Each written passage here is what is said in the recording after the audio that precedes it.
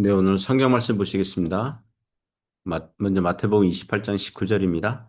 그러므로 너희는 가서 모든 민족을 제자로 삼아 아버지와 아들과 성령의 이름으로 세례를 베풀고 마태복음 3장 11절입니다. 나는 너희로 회개하게 하기 위하여 물로 세례를 베풀거니와 내 뒤에 오시는 이는 나보다 능력이 많으시니 나는 그의 신을 들기도 감당하지 못하겠노라. 그는 성령과 불로 너희에게 세례를 베푸실 것이요. 아멘. 네, 오늘 세례에 대하여, 네, 세례에 대하여 1 이런 제목으로 하나님 말씀 증거하겠습니다. 그 금요일 아침에는 하이델베르그 요리문답서 보고 있습니다. 우리 세례에 대해서 이 요리문답서가 다루고 있고요. 이 하이델베르그 요리문답서 만들 그 시대에는 세례에 대해서 치열한 교리 논쟁이 그 있었거든요. 예, 가톨릭은 세례를 구원의 조건으로 봤고요. 지금도 천주교에서는 사제가 세례를 주는 순간 구원받는다고 가르쳐요. 그러나 우리 개신교, 프로테스탄트는 구원받은 결과, 구원받은 확증으로서 주어지는 표시와 상징, 그런 도장, 이렇게 봅니다.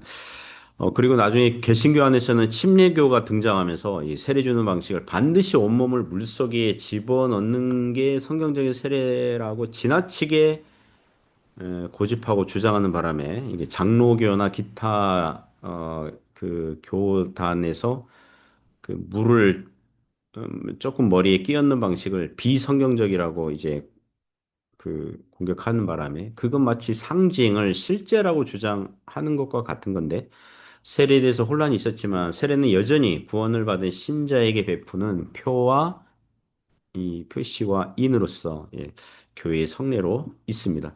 그러면 요리문답서를 오늘 69에서 70일 보려고 하는데요. 69번 문답 보시면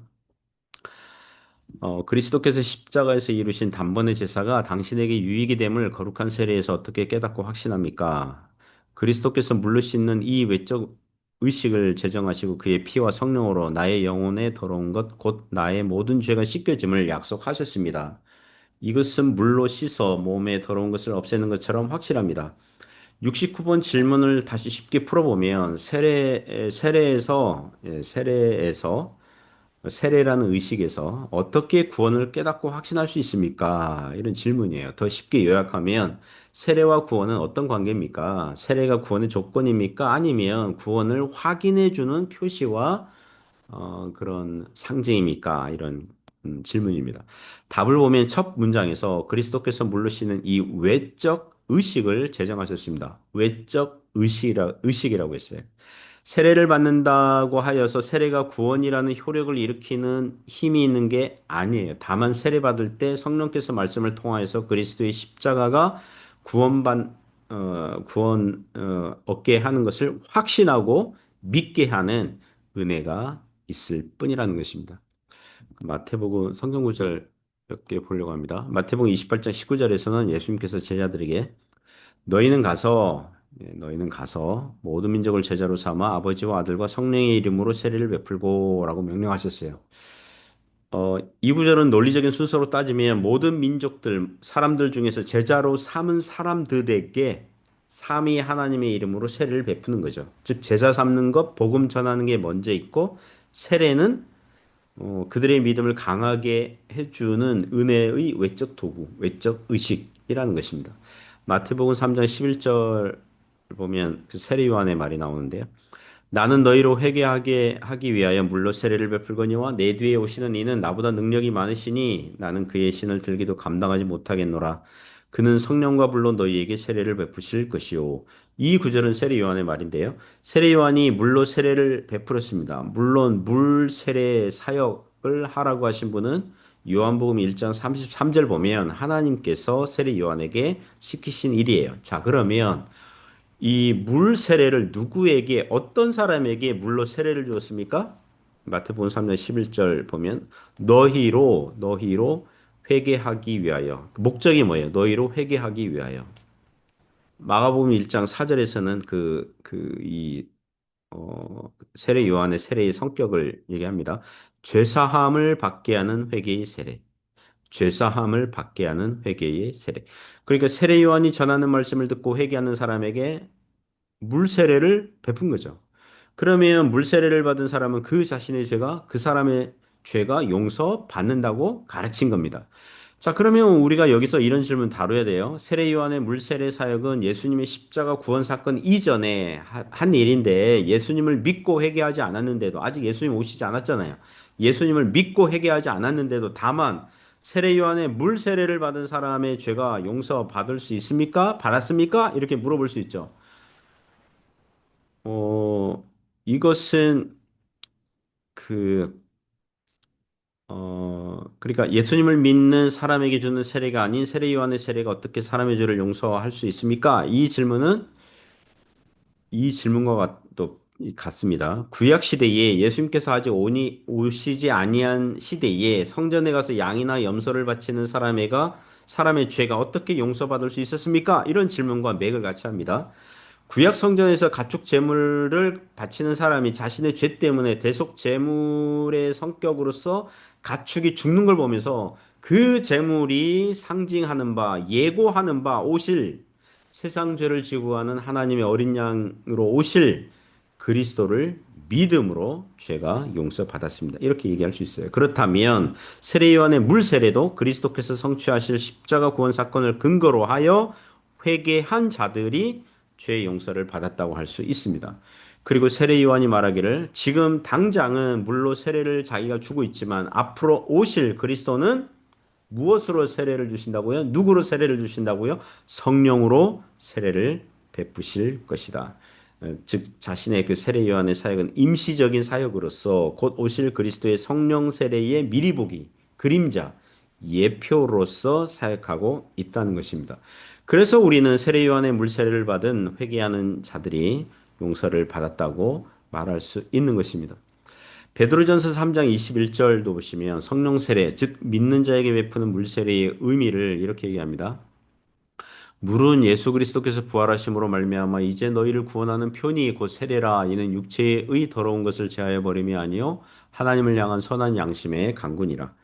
자, 이 구절에서 물, 그러니까 베드로전서 3장 21절에 언급하는 물은 바로 앞 구절에서 노아 홍수 물 얘기하거든요. 노아 홍수 이제 구원받은 자가 8명이다. 나머지는 다 죽었다. 뭐 그런 얘기 하시거든요. 그러니까 노아 홍수 때 그 하늘에서 쏟아진 그 물 얘기하는데 노아 홍수 당시에 이 물은 회개하지 않는 사람들, 믿지 아니하는 사람들은 물 속에서 물 아래에서 다 죽었습니다. 그러나 방주에 타고 있던 구원 얻은 자 8명은 물 위에 있었어요. 이것이 신약 시대에 신자들이 받는 물 세례가 옛사람은 믿지 아니하던 신자의 옛 자아가 죽었고 세례의 어떤 의미가 죽었고 먼저 옛사람이 죽었고 새 사람으로 살아났다.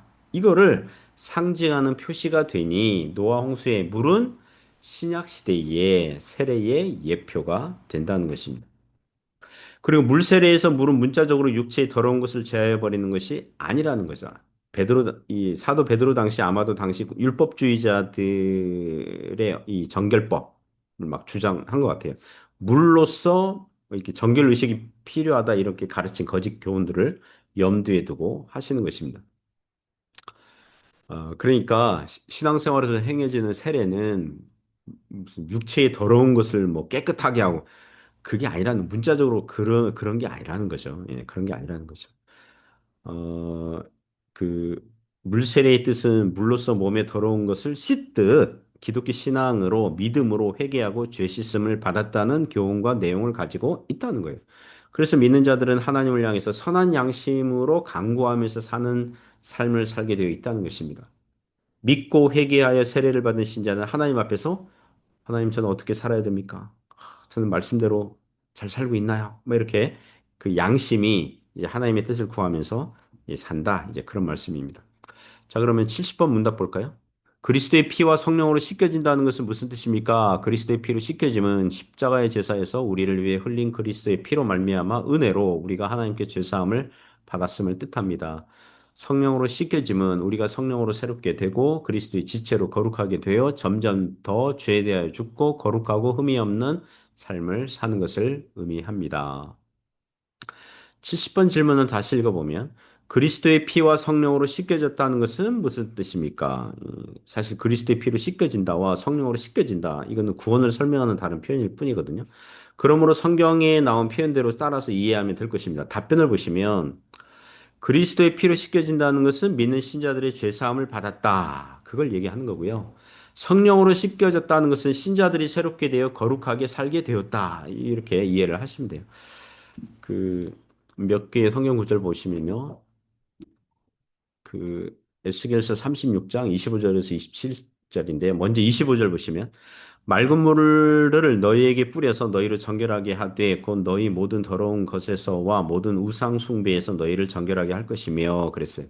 물을 뿌렸다 이것은 너희를 정결하게 했다 이제 그런 뜻인 거죠. 맑은 물을 뿌려 너희에게 뿌려서 너희를 정결하게 하되 자 무엇에서부터 정결하게 합니까? 너희 모든 더러운 것에서와 모든 우상 숭배의 죄에서 너희를 정결하게 하였다는 그런 이 상징적인 뜻, 그 내용을 함의하고 있다는 거죠.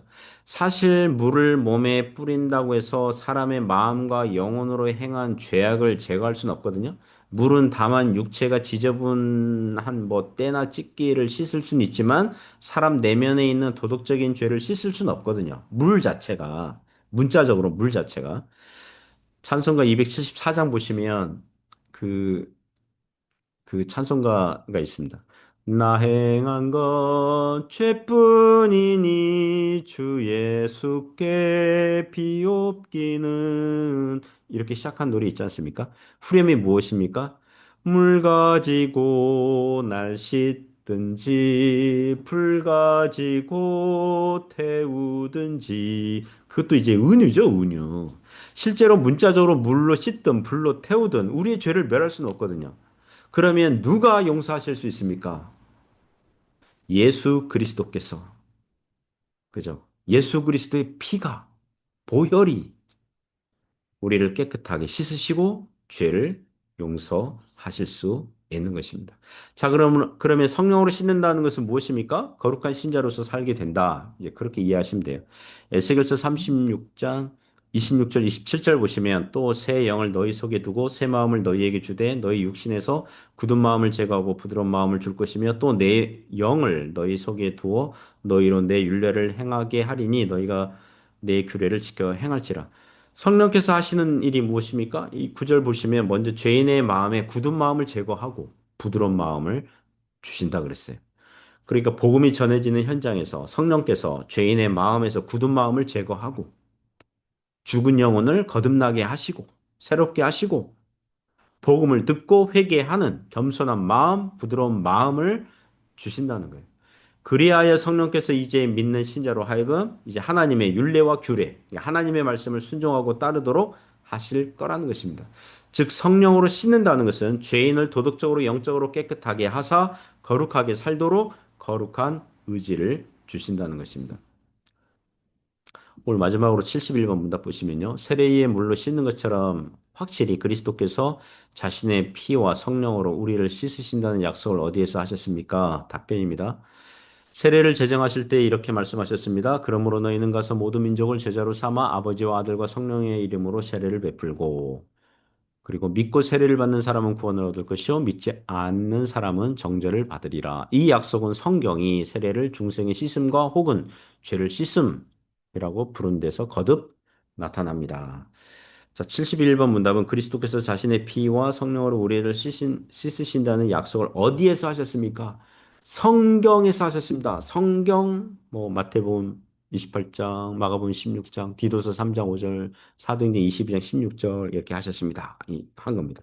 자, 이와 같이 오늘 세례에 대해서 배웠는데요. 이와 같이 세례는 구원의 조건이 아니라 세례를 받아야 구원받는 게 아니라 구원받았으니 세례를 받음으로 교회에서 구원받은 형제로 받아들이는 예식, 은혜의 외적 도구. 그 세례받은 사람은 그리스도의 피로 죄 사함을 받았고 성령으로 거룩하게 된 자구나. 이렇게 그렇게 이해를 하면 되는 거죠. 자, 세례의 의미를 잘 알아서 우리 신앙생활에 유익이 되고 그리고 교회 생활 또 신앙생활 또 주님과 교회를 섬길 때에 힘이 되는 그런 은혜가 있길 바랍니다.